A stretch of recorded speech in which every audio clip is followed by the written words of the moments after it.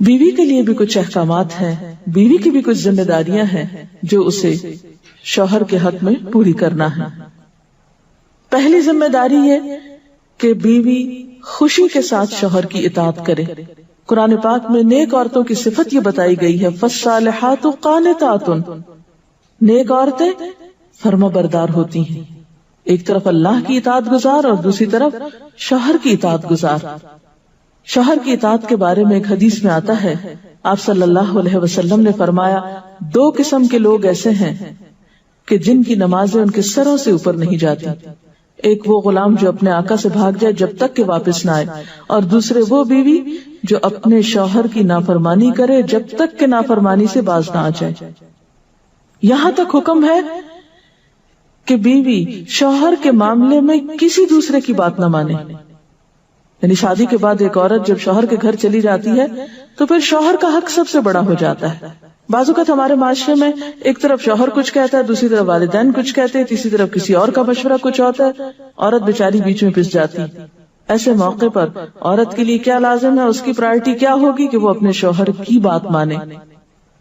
عورت کی دوسری بڑی ذمہ داری اپنی آبرو اور عزت و عصمت کی حفاظت ہے۔ عورت کوئی ایسا کام نہ کرے جس سے اس کی عفت و عصمت پر کچھ حرف آئے۔ ازدواجی زندگی کی خوشی کا راز باہم ایک دوسرے پر اعتماد ہے۔ اگر کوئی بھی ایسا کام عورت کرتی ہے جس سے شوہر کے دل میں شک ہو جاتا ہے، اعتماد ختم ہو جاتا ہے، تو اس سے ازدواجی زندگی کی خوشیاں ختم ہو جاتی ہیں۔ یہ اعتماد بے حد ضروری ہے، اور اس کے لیے اپنی عزت عصمت کی خصوصی حفاظت۔ نبی صلی اللہ علیہ وسلم نے فرمایا، عورت جب 5 وقت کی نماز پڑھے، اپنی آبرو کی حفاظت کرے، اپنے شوہر کی فرما بردار رہے، تو وہ جنت کے جس دروازے سے چاہے داخل ہو جائے۔ اسی لیے شوہر کی اجازت اور مرضی کے بغیر گھر سے بھی نہیں نکلنا چاہیے۔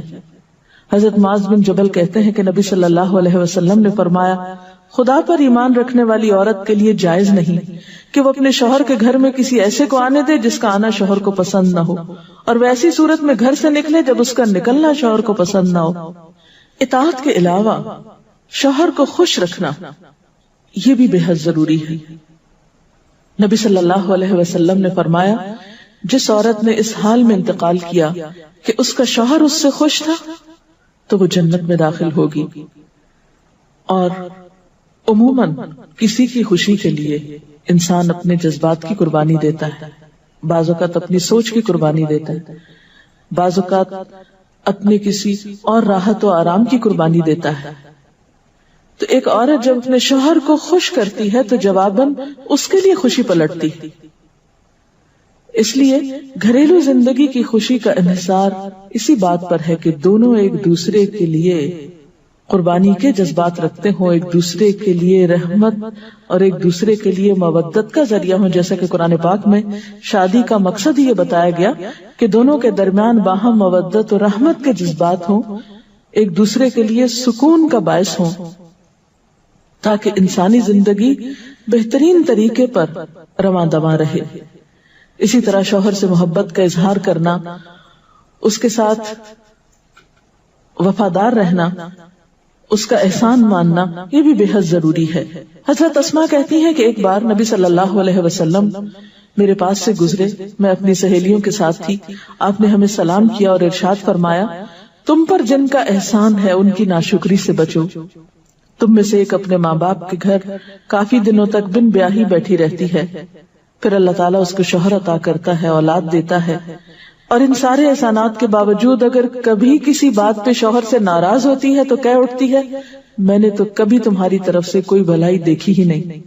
یہ جملہ ناشکری کا جملہ ہے جو عورت کو نہیں بولنا چاہیے۔ قیامت کے دن اللہ تعالیٰ اس عورت کی طرف نظر رحمت اٹھا کر نہیں دیکھے گا جو شوہر کی ناشکری ہوگی۔ اور آخری بات یہ کہ عورت کے اوپر لازم ہے کہ وہ اپنے گھر بار، مال و اسباب اور اپنی ذمہ داریوں میں شوہر کی مددگار رہے، شوہر کی وفادار رہے۔ آپ صلی اللہ علیہ وسلم نے فرمایا، قریش کی عورتیں کتنی اچھی عورتیں ہیں جو بچوں پہ بہت مہربان اور شوہر کے گھر بار کی حفاظت کرنے والی ہیں۔ آپ صلی اللہ علیہ وسلم نے ایک اچھی عورت کی خوبیاں بیان کرتے ہوئے فرمایا، مومن کے لیے خوف خدا کے بعد سب سے مفید اور باعث خیر نعمت نیک بیوی ہے۔ نیک بیوی کون سی؟ اس کی کیا تعریف ہے کہ جب شوہر کوئی کام کہے تو خوشی سے کر دے، جب اس پہ نگاہ ڈالے تو اس کو خوش کر دے، اور جب اس کے بھروسے پر قسم کھا بیٹھے تو قسم پوری کر دے، اور جب کہیں چلا جائے تو اس کے پیچھے اپنی عزت و آبرو کی حفاظت کرے، اور شوہر کے مال اور اسباب میں اس کی خیر خواہ رہے، اس کو ضائع نہ کرے۔ ایک اچھی بیوی کی خوبیاں آپ صلی اللہ علیہ وسلم نے بتائیں۔ اور پھر آخری چیز صفائی ستھرائی، سلیقہ، شوہر کے لیے زیب و زینت کا اہتمام، یہ چیزیں بھی ازدواجی زندگی میں خوبصورتی پیدا کرتی ہیں، اور اس کا بھی اہتمام جو ہے پھر ایک عبادت ہو جاتا ہے۔ لیکن ہمارا حال یہ ہے کہ جب ہمیں کہیں باہر جانا ہوتا ہے تو ہم بہت اہتمام کریں گے، لیکن شوہر کے لیے بطور خاص نیت کر کے اہتمام نہیں کریں۔ ہم یہ کہتے ہیں اس کو تو نظر ہی نہیں آتا، اس نے کبھی تعریف ہی نہیں کی، اس کو پتہ ہی نہیں میں نے کیا پہنا اور کیا نہیں پہنا، تو اس لیے پہنے۔ ایک شیطان ہمیں جواز فراہم کر دیتا نا، حالانکہ ہر کوئی ڈسکرپٹیو نہیں ہوتا۔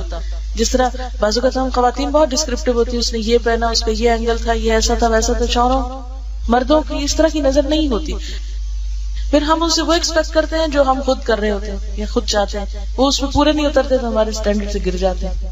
تو اس سے یہ ہے کہ ان کی اور بھلائیاں یاد رکھ کے اگر اس طرح کی کوئی کمی کوتاہی ہو جائے تو اسے اگنور کر دینا چاہیے، اور ان کے لیے بھی بطور خاص اہتمام کرنا چاہیے۔ اور دیکھیے کہ مثلاً اس جگہ پر ہم بیٹھے ہوئے ہیں، اس جگہ کو خوشگوار بہت سی چیزوں نے ملا کے بنایا، سب لوگوں کا اکٹھا ہونا ایک خوشی کا باعث ہے، یہ پھول رکھے ہوئے، یہ روشنی ہے۔ اب ہم ایک ایک چیز گن تو نہیں سکتے، لیکن اوور آل ہر چیز کا اپنا ایک ایفیکٹ ہے، اور ہر چیز کا اپنا ایک اثر ہے۔ تو اسی طرح شوہر اور بیوی کے تعلقات میں بہت ساری چیزیں ایسی ہوتی جو ہم کو نظر نہیں آ رہی ہوتی، جو سامنے اس کا اثر نہیں ہوتا مگر وہ بیک گراؤنڈ میں ہوتی ہیں، مگر ہم ان کو کبھی بھی نہیں سامنے لاتے اور کبھی بھی ان کا ذکر نہیں کرتے۔ تو ہمیں ان معاملات میں تھوڑی کوشش کر کے کچھ احسانات کا کبھی زبان سے اگر بول دیں گے تو اس سے کچھ کمی نہیں ہوتی، لیکن دوسرے کا دل جیتا جاتا ہے، اور دوسرے کا دل خوش کرنا تو بہت بڑی عبادت ہے، اور اس کا آغاز اگر گھر سے ہو تو اور اچھا، کیونکہ گھر والوں کو خوشیاں دینے سے خود خوشیاں اپنے آپ پہ پلٹتی، دے کر زیادہ ملتی ہیں، لیتے وہی ہیں جو دینا جانتے ہیں۔ تو اللہ تعالیٰ ہمیں عمل کی توفیق عطا فرمائے۔